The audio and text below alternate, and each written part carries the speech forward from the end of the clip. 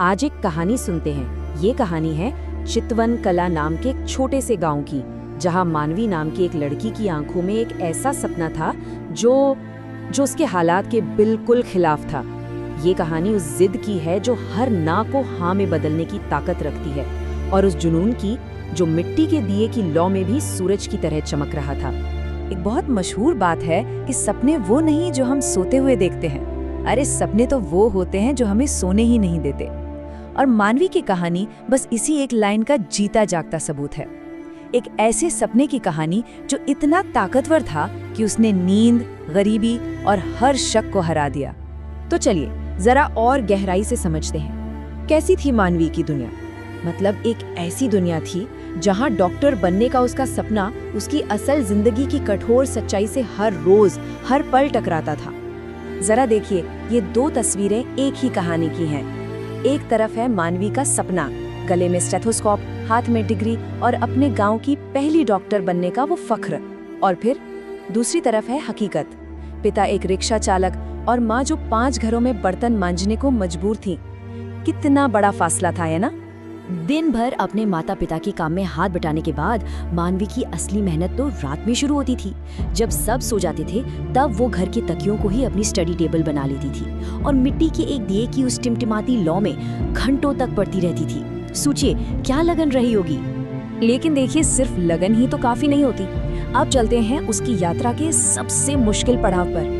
एक ऐसा पड़ाव जहां उसे बिना किसी महंगी कोचिंग के भारत की सबसे कठिन मेडिकल प्रवेश परीक्षाओं में से एक नीट का सामना करना था। और ये सफर बिल्कुल भी आसान नहीं था।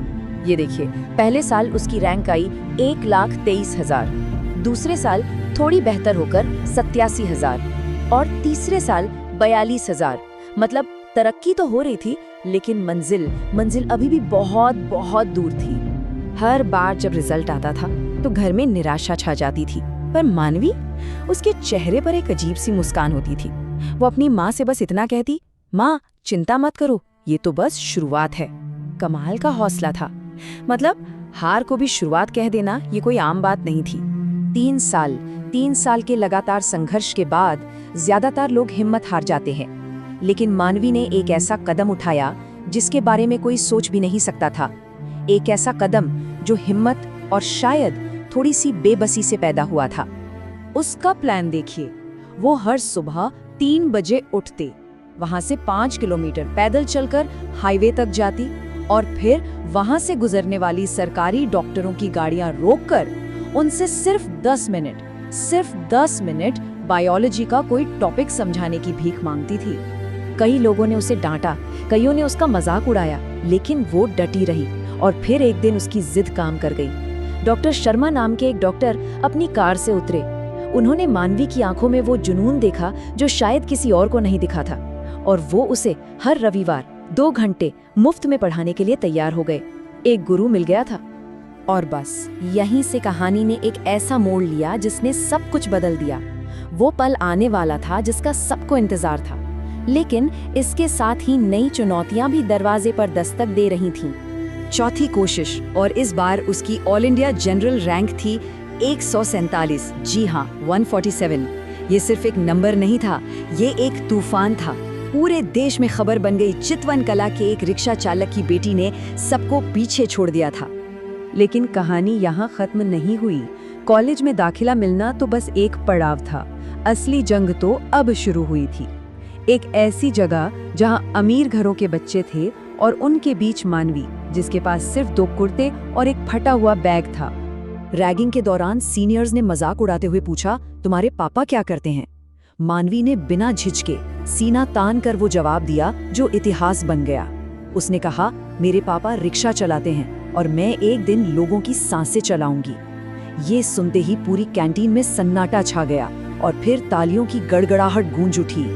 मानवी के लिए डॉक्टर बनना सिर्फ एक डिग्री हासिल करना कभी नहीं था, ये एक मिशन था, एक जिम्मेदारी थी। और उसने डिग्री मिलने का इंतजार भी नहीं किया, सेवा तो पहले ही शुरू हो चुकी थी। डिग्री मिलने से पहले ही वो एक डॉक्टर की तरह काम करने लगी थी। वो रात में अस्पताल के फुटपाथ पर सो रहे मरीजों की देखभाल करती, गरीबों के लिए खून दान करती, और तो और अपने फाइनल ईयर प्रोजेक्ट के लिए उसने अपने गांव में 300 से ज्यादा डिलीवरी मुफ्त में करवाई। और फिर वो दिन भी आया। मानवी ने भारत के सबसे बड़े और प्रतिष्ठित मेडिकल संस्थानों में से एक एम्स दिल्ली से गोल्ड मेडल के साथ अपनी पढ़ाई पूरी की। वो मंच पर खड़ी थी, अपने सपने को सच में जी रही थी। अब बारी थी घर लौटने की, उस गांव में वापस जाने की जिसने कभी उसके सपने पे शक किया था। ये एक बेटी के अपने वादे को पूरा करने का समय था। जब वो सफेद कोट पहने, गले में स्टेथोस्कोप लटकाए अपने गांव में दाखिल हुई तो माहौल ही कुछ और था। वही लोग जो कभी उसे ताने देते थे, जो उसके सपने पर हंसते थे, आज उसे देखकर खुशी से रो रहे थे। उसने सिर्फ अपनी किस्मत नहीं बल्कि पूरे गांव की सोच बदल दी थी। ये स्लाइड उसकी पूरी कहानी का निचोड़ है।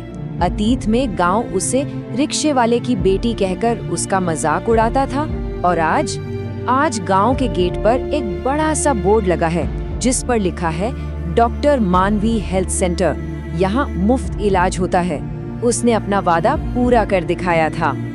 वो मिट्टी का एक छोटा सा दिया जिसकी रोशनी में मानवी ने अपनी किस्मत के पन्ने लिखे थे, आज उसकी सफलता की रोशनी बनकर पूरे गांव को रोशन कर रहा है। उसकी एक अकेले की लड़ाई पूरे समुदाय के लिए उम्मीद की किरण बन गई। तो इस पूरी कहानी से क्या सीखने को मिलता है?